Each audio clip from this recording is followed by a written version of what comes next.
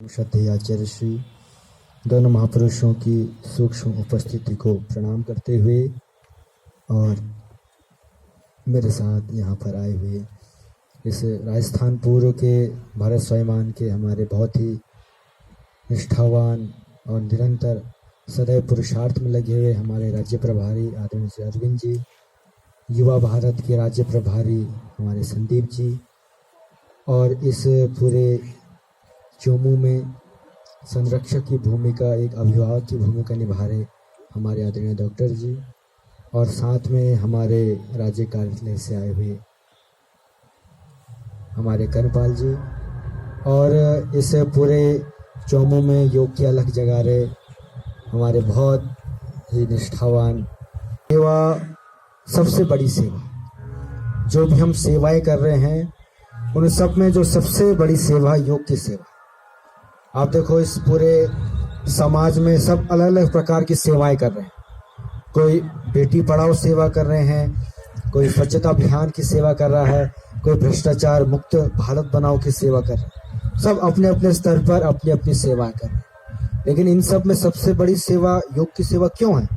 क्योंकि एक व्यक्ति भी अगर योगी बन जाता है, जिसने योग से अपने जीवन को दिव्य बना लिया है, वो क्या कभी बेटे और बेटी में भेदभाव करेगा, कहीं गंदगी फैलाएगा, कभी भ्रष्टाचार करेगा? वो सदैव शुभ मार्ग की ओर चलेगा। तो एक योग की सेवा से हम ये सारी सेवाएं एक साथ कर सकते हैं। इतनी बड़ी योग की सेवा है। इसलिए आप जब अर्जुन बड़ा व्यथित हो जाता है कि मैं ये सारा युद्ध तो छोड़ के चला जाऊं, मैं अपने परिजनों को कैसे मारूं, मैं जा करके कहीं विद्वान बन जाऊंगा, कहीं तपस्वी बन जाऊंगा।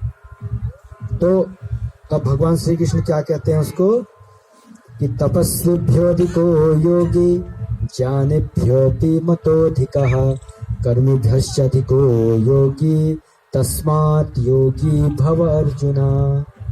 कि अर्जुन तू इस संसार में कुछ भी बन जा, लेकिन उन सब में सबसे श्रेष्ठ योगी है।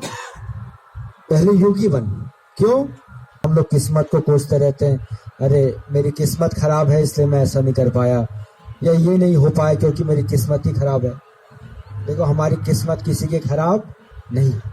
अगर हमारी किस्मत खराब होती तो हम गधा घोड़ा कुत्ता बिल्ली बनते, हम इंसान बने हैं, मनुष्य बने हैं। तो सबसे बड़ी किस्मत हमारी यही है।